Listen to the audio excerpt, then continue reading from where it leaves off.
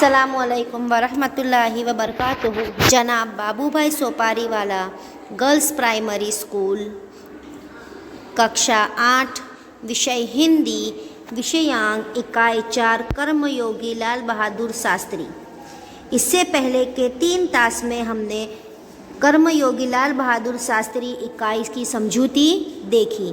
आज हम इसके प्रश्नों के उत्तर समझेंगे और हमारी हिंदी की कॉपी में सुंदर स्वच्छ अक्षर में जोड़नी का ध्यान रखते हुए लिखेंगे। तो चलिए ध्यान दीजिए, प्रश्नों के उत्तर दीजिए। प्रश्न 1, शास्त्री जी ने देश की किस आकांक्षा को पूरा किया, कैसे? प्रधानमंत्री के रूप में पंडित नेहरू एक समृद्ध राजनीतिक विरासत छोड़कर गए थे। उनकी मृत्यु के बाद उसे कुशलतापूर्वक संभालकर शास्त्री जी ने देश की आकांक्षा पूरी की। यानी हमारे पहले प्रधानमंत्री कौन थे? पंडित जवाहरलाल नेहरू। उनके जाने के बाद यह प्रधानमंत्री का पद किसने संभाला?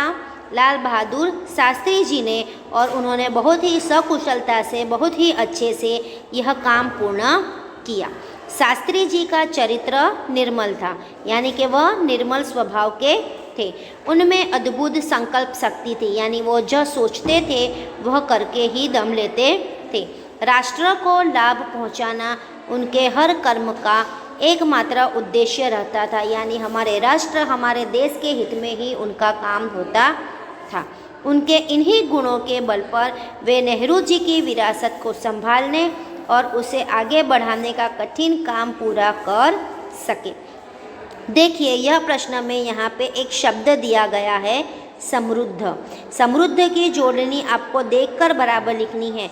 यहाँ पे टेक्निकल प्रॉब्लम की वजह से सही जोड़नी नहीं आ रही, इसलिए आपको बिल्कुल सही से जोड़नी पाठ्य पुस्तक में देखकर लिखनी है। समृद्ध की जोड़नी पाठ्य पुस्तक में देखकर आपको लिखनी है। आगे देखिए प्रश्न 2, लाल बहादुर शास्त्री पर गांधी जी के आदर्शों का क्या प्रभाव पड़ा? देखिए, लाल बहादुर शास्त्री का जन्म एक साधारण परिवार में हुआ था और उसी में उनकी परवरिश भी हुई थी। यानी कि लाल बहादुर शास्त्री जी एक बहुत ही सामान्य परिवार से थे। प्रधानमंत्री जैसे ऊंचे पद पर पहुंचने पर भी वे सामान्य ही बने रहे। यानी कि प्रधानमंत्री जैसे ऊंचे पद पर आने के बावजूद भी वह जिस तरह सामान्य परिवार में जन्मे और उनकी परवरिश हुई, वे हमेशा वैसे ही सामान्य बने रहे। विनम्रता, सरलता, सादगी और जनसेवा की भावना उनके व्यक्तित्व के अभिन्न अंग बन गई थी। यानी लोगों की, देश की सेवा करना, सादगी, विनम्रता और सादगी उनके अभिन्न, यानी कभी न जुदा हो सके वैसे अंग थे।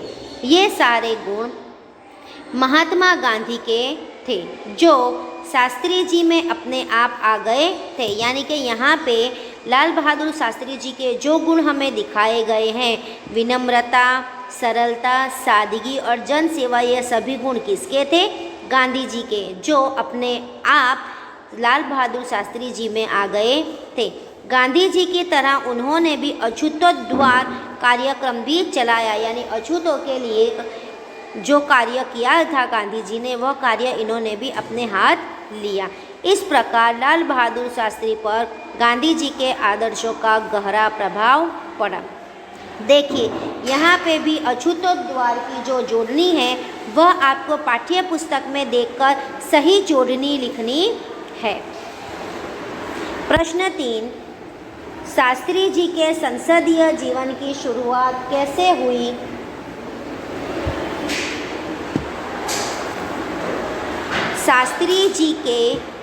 शास्त्री जी में कार्य के प्रति गहरी निष्ठा थी।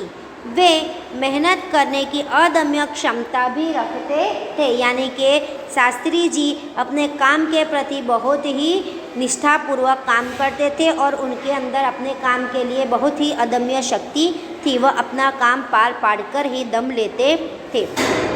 अपने इन्हीं गुणों के कारण सन 1937 में वे संयुक्त प्रांत की व्यवस्थापिका सभा के लिए निर्वाचित हुए, यानी कि वह संयुक्त प्रांत की व्यवस्थापिका सभा के लिए चुने गए।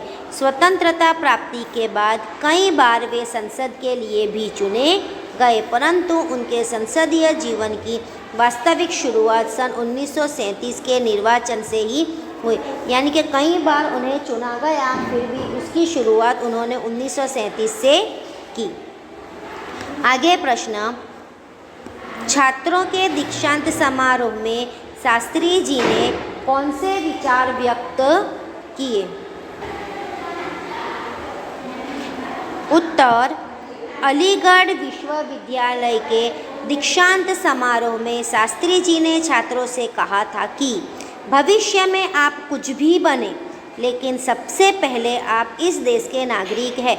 दीक्षांत समारोह, जब हमने पाठ्य पुस्तक में पाठ की समझूती देखी थी तब देखा था दीक्षांत समारोह यानी कि डिग्री खत्म होने के बाद डिग्री देने के लिए जो कार्यक्रम योजा जाता है उसे दीक्षांत समारोह कहते हैं, जिसमें अलीगढ़ विश्वविद्यालय के दीक्षांत समारोह में उन्होंने कहा था देश का संविधान आपको कुछ अधिकार देता है। उन्होंने वहाँ के छात्रों से कहा था अलीगढ़ विश्वविद्यालय के कि हमारा देश भारत देश अपने संविधान के हिसाब से सबको कुछ न कुछ अधिकार देते हैं, साथ ही आप पर कुछ कर्तव्यों का भार भी डालता है, यानी कि हमें अगर कोई अधिकार मिलता है तो उसके एवज में उसकी तरफ से हमें कुछ कर्तव्य भी मिलते हैं। देश में प्रजातंत्र होने के कारण प्रत्येक नागरिक को निजी स्वतंत्रता मिली है, यानी हमारा देश भारत देश प्रजातंत्र देश है, इसलिए हमें कुछ निजी स्वतंत्रताएं भी मिली है। इस स्वतंत्रता का उपयोग हमें समाज के हित में करना चाहिए, इसलिए मतलब हमें जो भी स्वतंत्रता मिली है उसका दुरुपयोग ना करें और हमारे देश के हित में उसके लिए काम करें। इस प्रकार छात्रों के दीक्षांत समारोह में शास्त्री जी ने संविधान द्वारा नागरिकों को मिली स्वतंत्रता के सदुपयोग के बारे में अपने विचार प्रकट किए। आगे प्रश्न 2, परिच्छेद में रेखांकित शब्दों के अर्थ शब्दकोश में से ढूंढकर इन्हें शब्दकोश के क्रम में लिखिए। देखिए यहाँ पे हमें कौन कौन पहले हम फकरा देखते हैं। विद्यार्थी जीवन को मानव जीवन की रीढ़ की हड्डी कहे तो कोई अतिशयोक्ति नहीं होगी। विद्यार्थी काल में मानव में जो संस्कार पढ़े जाते हैं जीवन भर वही संस्कार अमिट रह जाते हैं, इसलिए यही काल आधारशिला कहा गया है। यदि यह नींव दृढ़ बन जाती है तो जीवन सुदृढ़ और सुखी बन जाता है। यदि यह काल में बालक कष्ट सहन कर लेता है तो उसे ज्ञान मिलता है, इसका मानसिक विकास होता है। जिस वृक्ष को प्रारंभ से यानी शुरुआत से सुंदर सिंचन और खाद मिलती है वह पुष्पित एवं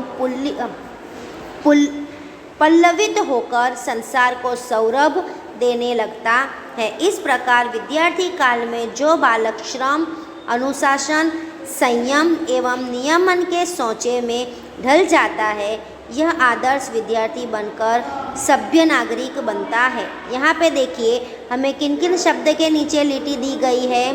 रीढ़, अमिट, आधारशिला, खाद, पल्लवित, सौरभ और सभ्य, इन सभी शब्दों का हमें समानार्थी शब्द शब्दकोश के हिसाब से लिखना होगा, जो इस प्रकार है। रीढ़, रीढ़ यानी मेरुदंड। अमिट, अमिट यानी अटल। आधारशिला यानी नींव। खाद यानी जमीन का उपजाऊपन बढ़ाने वाला पदार्थ। पल्लवित यानी विकसित जिसमें पल्लव लगे हो। सौरभ, सौरभ यानी सुंदर। सभ्य, सभ्य यानी शिष्ट। यहाँ पे जो शब्द यानी समानार्थी शब्द दिए गए हैं यह भी आपको आपकी हिंदी की कॉपी में सुंदर स्वच्छ अक्षर में जोड़ने का ध्यान रखते हुए 3-3 बार लिखने हैं। यहाँ पे आगे जो प्रश्न अभी हमने समझे हैं आशा करती हूँ कि आपको समझ में आ गए होंगे वह भी आपको हिंदी की कॉपी में 3-3 बार लिखने हैं। धन्यवाद।